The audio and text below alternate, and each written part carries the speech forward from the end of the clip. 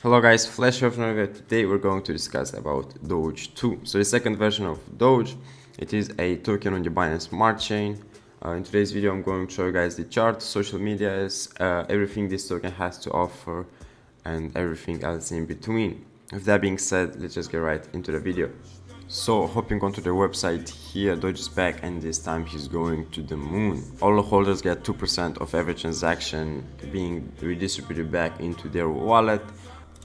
Okay, so talking about DOGE2, the Doge Terminator, wants to get all the attention from Doge that Elon Musk gave, all the hype around it and all that stuff, and it is trying to be the next Doge, so the Doge Terminator. So if Elon Musk keeps on tweeting about Doge2 will have an impact as well. Doge2 having a market cap of only 200,000 USD, it can easily go 100x or even 1000x in the near future. Taking a look here on the BC scan, so they're currently sitting at 1200 holders. Hopping onto their chart, this token was released on the 11th of May and it is only 2 days old.